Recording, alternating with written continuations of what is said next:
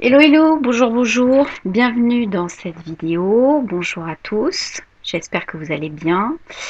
Donc dans cette vidéo, on va faire le décryptage des énergies de la première nouvelle lune de l'année 2017. Cette nouvelle lune, en fait, je vais trouver des aspects intéressants euh, par bien d'autres aspects que l'astro. Donc j'aimerais vous faire partager ce que j'ai trouvé aussi, bon, c'est toujours, on va pas s'égarer non plus, hein, mais on va regarder un petit peu ce qui se passe. Alors cette nouvelle lune, elle va avoir lieu donc déjà le 28 janvier à 1h06, je crois, à 8 degrés Verseau, c'est ça. Donc 1h06, heure de Paris, hein, bien évidemment.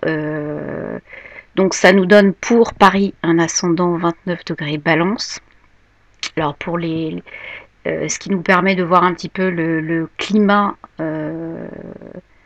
social et collectif essentiellement.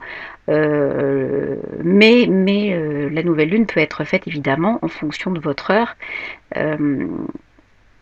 euh, dans tous les pays. Donc je vous invite à consulter parfois les ascendants par rapport à vos propres pays respectifs pour pouvoir vraiment être d'équerre avec un nouveau message, en tout cas ce que ça peut ramener sur pourquoi pas le lieu.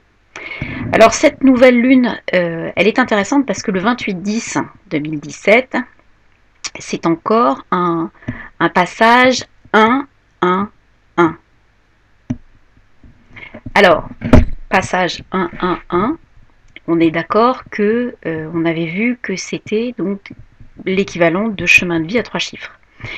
Ici, on est en année 1. On a un passage 1-1-1 et cette nouvelle lune, eh bien, c'est tout simplement la première de 2017 et c'est le nouvel an chinois. Ce nouvel an chinois, donc il est basé sur le calendrier lunaire. Donc pour eux, l'année 2017 commence 1-1-1-1. C'est pas complètement idiot non plus, hein. Et autre chose intéressante sur cette alors après, ce nouvel an chinois, c'est les coques de feu. Alors c'est ça qui m'a intéressée. Non pas que je sois coque moi-même, mais c'est l'élément qui m'a intéressée parce que il m'a interpellée sur autre chose, vous allez voir. Le feu, donc évidemment, hein, que ce soit en Chine ou que ce soit ailleurs, le feu a un aspect purificateur. Il transmute, il purifie, il change évidemment l'état des choses, euh, il fait passer d'une situation à une autre en finalement en cramant ce qui n'a plus lieu d'être. Et c'est ça qu'on va retrouver, vous allez voir, en numérologie, puisque dès lors qu'on sort de cette optique de nouvel an chinois, eh bien ce 1-1-1 peut aussi se traduire 28-1-2017, 10, 2 plus 8, 1, 2017 c'est 10, on l'avait vu dans une précédente vidéo. Et là d'un seul coup, on a 21. On tombe sur le 21. Le 21, c'est pas n'importe quoi dans la vibration des tarots ou dans une vibration normalisée numérologique. D'accord? Le 21, dans les lettres hébraïques, c'est ça qui m'a tilté, parce que le feu, c'est Shin.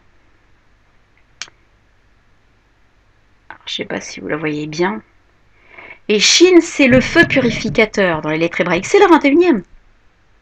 C'est la 21e. Elle purifie, mais je dirais, elle livre aussi au feu purificateur ce qui n'a plus de raison de rester. Vraiment, on doit se séparer des choses, on doit, et ce qui n'a plus de raison d'exister doit finalement quelque part mourir ou être purifié. Bon, donc ça, on est d'accord, c'est ce Shin qu'on vient de voir, d'accord, ce trident là.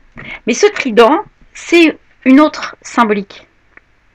C'est la symbolique de la dent dans les lettres hébraïques. Donc c'est une symbolique extrêmement importante dans l'alphabet hébraïque parce que c'est aussi le symbole des fondations.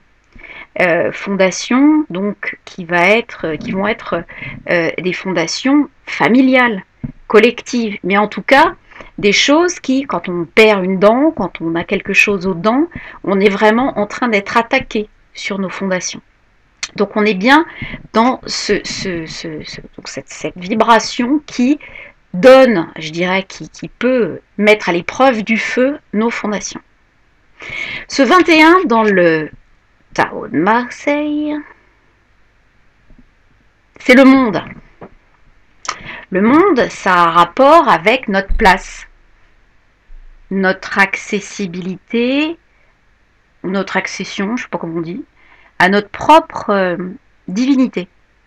Et en fait, ce qui est intéressant dans cette carte, c'est quand on voit que cette nouvelle lune a lieu avec cette vibration, en fait, d'un côté on tombe sur des fondations, et de l'autre côté on voit, tout est là en fait, c'est la fin du cycle. Donc tout est déjà là.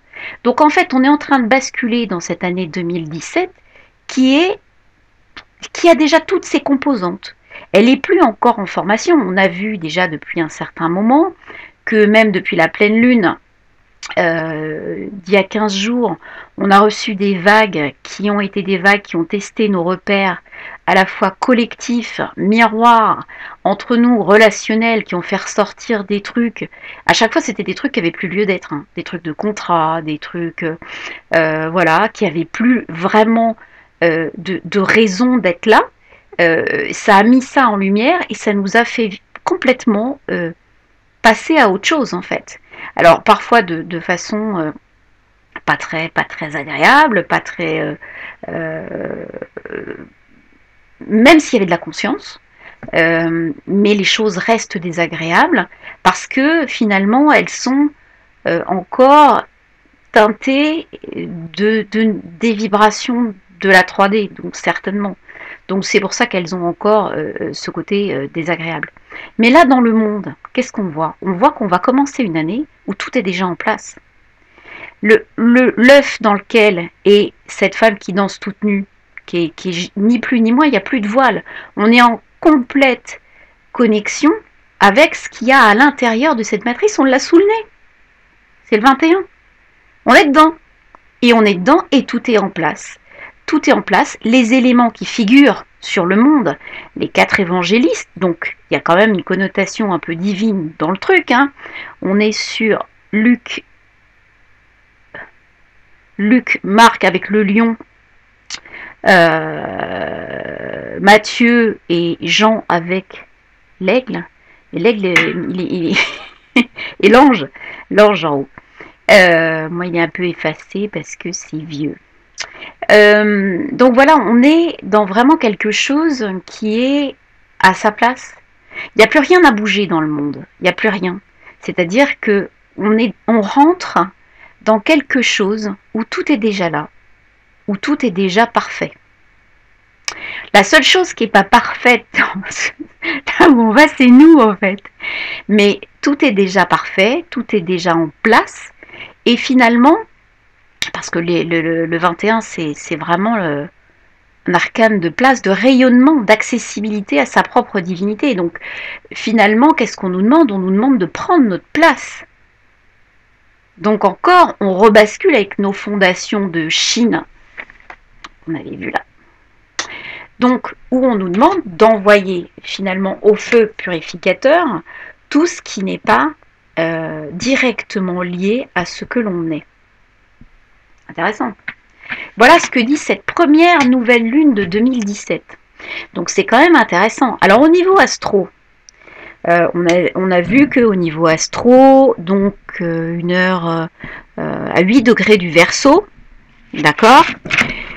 Et 8 degrés du Verseau, finalement on s'aperçoit, alors je ne sais pas si vous allez pouvoir bien le voir, là, Soleil-Lune.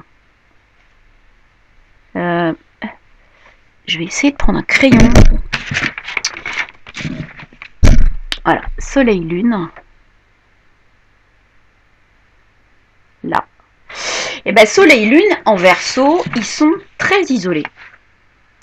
Ils sont très isolés, c'est-à-dire qu'il y a quelques aspects, mais il n'y a pas énormément de choses. C'est-à-dire que cette nouvelle lune, c'est une nouvelle lune de découverte, c'est une nouvelle lune d'innovation. C'est finalement comment est-ce que nous gérons l'innovation? Comment est-ce que les changements et le nouveau se positionnent par rapport à nous? Comment est-ce qu'on gère la nouveauté? Est-ce que c'est quelque chose qui nous fait peur? Est-ce que c'est quelque chose qu'on aime? Est-ce que c'est quelque chose qui nous challenge? Est-ce que comment on se positionne par rapport à la nouveauté finalement? Et c'est ce que va nous demander cette nouvelle lune en Verseau. Uranus, c'est vraiment la planète du changement. Même soudain, hein, lui est capable de vous faire basculer d'un truc à l'autre, rapido. Et donc, cette planète du changement et cette nouvelle lune donc en Verseau va vraiment nous questionner sur et si on changeait? Et si maintenant il fallait, et c'était le moment de se positionner, de se penser, en train de passer le pont. Et c'est ce qu'elle dit.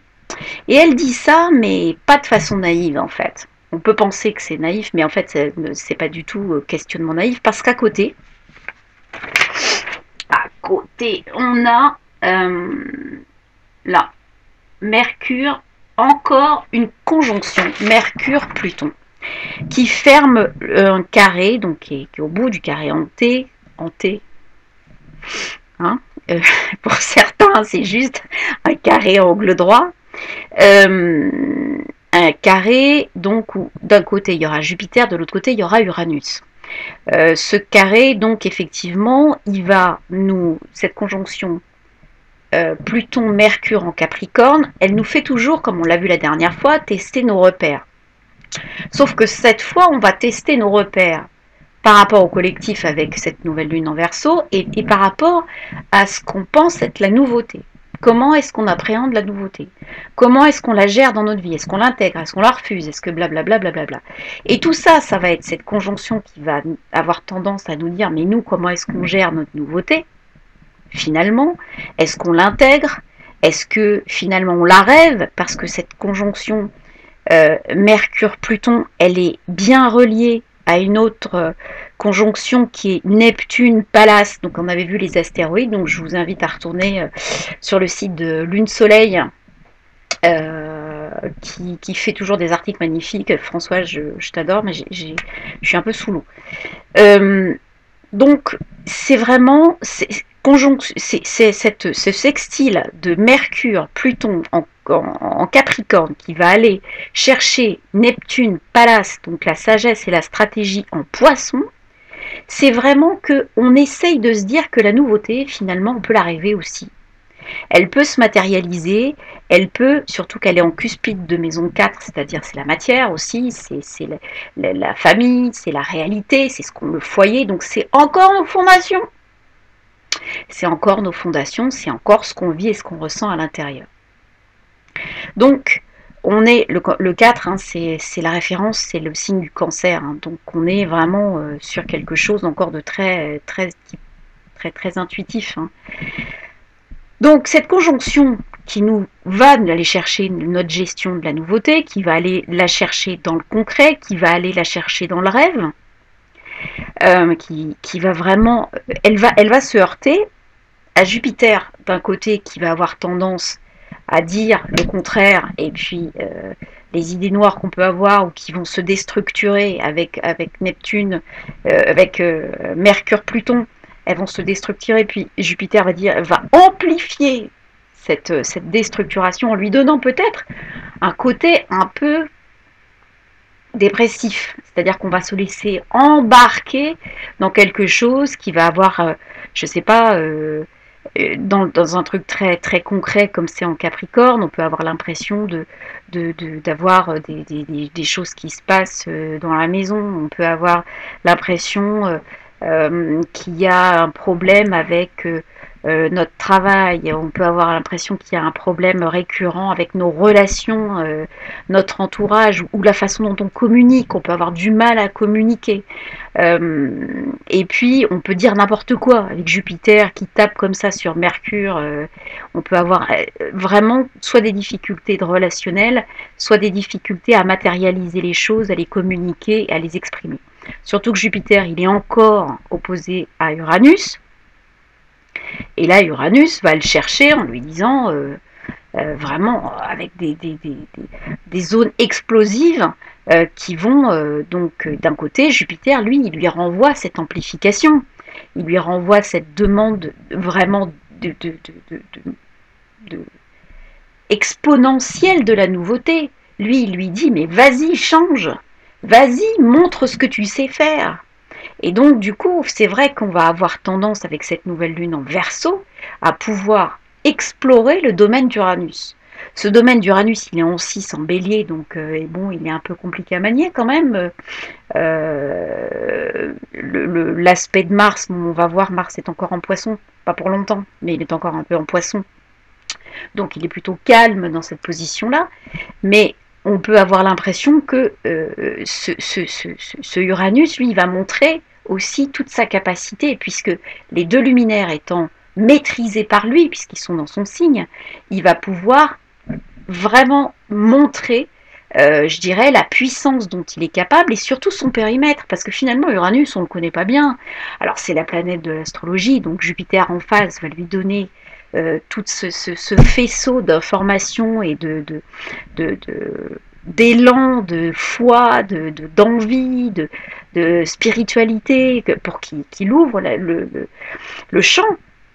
Là, c'est ce carré Mercure-Uranus.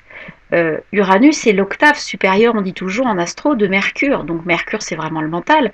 Mais Uranus, on est sur de la prise de conscience. Donc là, le mental, pendant cette nouvelle lune, il risque d'être bombardé d'informations qui sont des informations qui n'auront plus de voile, qui sont des informations vraies, qui vont arriver à toute vitesse et qui vont devoir être ingérées par la Lune qui colle au Soleil et qui, elle, est dans son ressenti.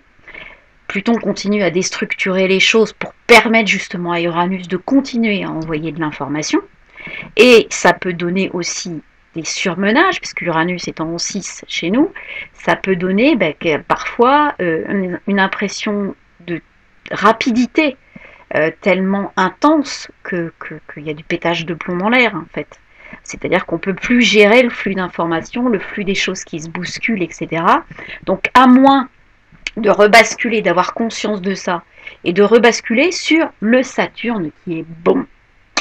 Parce que oui, il y a une bonne nouvelle, le Saturne qui est en Sagittaire, il est bon. C'est-à-dire qu'on avait vu que ce Saturne, il se positionne avec un sextile à Jupiter, donc il le freine un peu, et un trigone à Uranus qui lui permet de lui dire, bon, maintenant, il faut quand même que ça reste constructif, ton histoire. Donc, moi, je veux bien qu'on zigouille tout, qu'on bascule toutes les fondations, mais moi, je t'ordonne d'autres fondations, des nouvelles, et je te les permets de les intégrer directement. C'est ça que fait Saturne, en fait. On balaye, Uranus nous envoie plein de choses, mais Saturne nous envoie de quoi compiler, en fait, synthétiser, compiler. Il n'y a pas d'analytique, attention, dans cette histoire. C'est-à-dire que quand vous attrapez les informations d'Uranus, il n'est pas question de les empiler dans un petit coin. Ça n'existe plus là, dans cette énergie-là. On les compacte et on les intègre. C'est ce qui fait que, après, elles font partie de vous. Vous ne vous posez pas la question de savoir où vous les avez rangées. Elles sont intégrées. Donc, elles vont ressortir à un moment ou à un autre. Voilà. Le troisième groupe d'aspects qui est intéressant dans cette nouvelle lune, c'est il y a plein de planètes en poisson. Et c'est ce troisième aspect qui consiste à avoir finalement une espèce de conjonction large. Hein. Vénus, Mars, Chiron en poisson. Donc ici, le poisson étant un signe féminin au démarrage, on a un équilibrage masculin, féminin. Alors, cette Vénus, elle est carrée, Vénus Chiron, carrée à Saturne. Ce qui donne encore quelques frustrations, quelques occasions de pas d'avoir des problèmes avec son image, d'avoir des problèmes avec ses possessions, Saturne étant en deux. Ici, une histoire de fluidité dans l'abondance, quelque chose qui se met pas en route, un projet qui peut pas se faire parce que il est question d'argent. Il y a une ambiguïté dans ce carré-là entre la notion de valeur affective et la notion d'argent et de possession. C'est-à-dire que là, on va vous demander d'évaluer.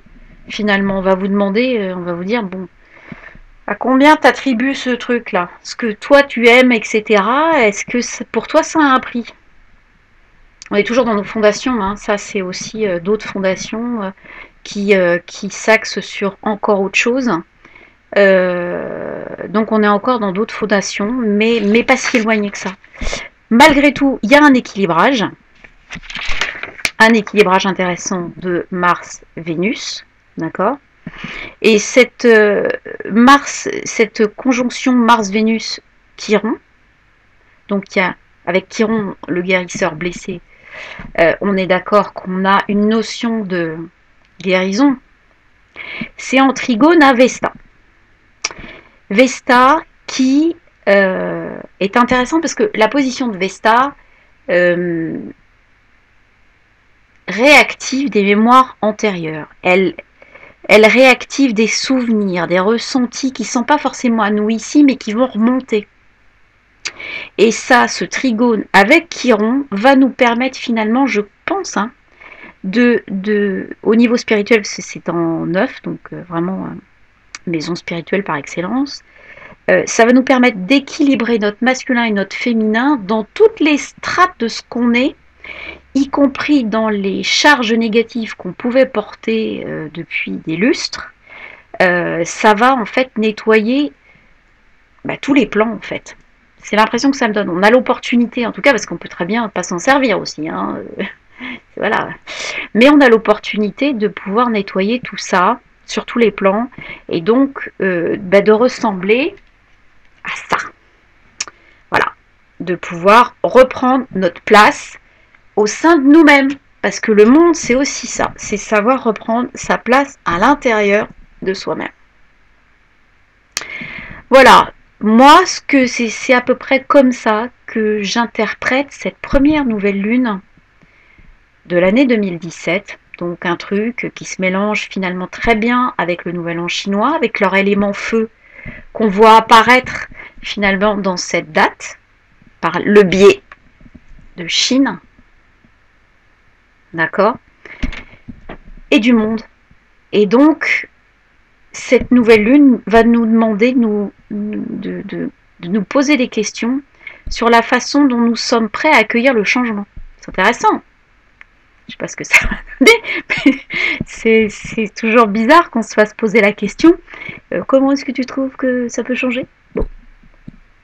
Voilà, donc ça peut changer. Et comment est-ce que finalement, s'il y a des choses qui changent, comment est-ce qu'on gère le changement? Est-ce qu'on a peur? Est-ce que ça nous motive? Est-ce que on attend de voir? Est-ce que on sait qu'on a finalement tout ce qu'il faut pour y arriver? Donc, comment est-ce qu'on se positionne? Voilà, écoutez, je vous souhaite une très très belle nouvelle lune. Plein de douceur et de paix chez vous. N'oubliez pas les intentions à poser à la nouvelle lune. Voilà, pour des choses que peut-être qui ont trait au changement, peut-être qui ont trait à des questions que vous pouvez vous poser sur vous-même. Ça, c'est très personnel en fait, hein. Mais ce que je remarque, c'est quand même la matérialisation des choses. On voit bien le lien avec Uranus en fait. parce que on voit que ça se concrétise et ça se cristallise très vite. Quand vous émettez une intention, euh, alors après ça se cristallise des fois de façon pas forcément intéressante, hein, mais ça se cristallise. Et vous pouvez remarquer, en plus vous remarquez que c'est votre truc qui s'est cristallisé. Ça, vous avez conscience de ça. Et c'est ça qu'il y avait pas avant, et je trouve qu'il se positionne de plus en plus. Voilà, ben, je vous embrasse très fort. Coucou à tout le monde. Et puis, voilà. Passez une très belle nouvelle lune. Et puis, je vous retrouve très bientôt pour une prochaine vidéo. Ciao, ciao.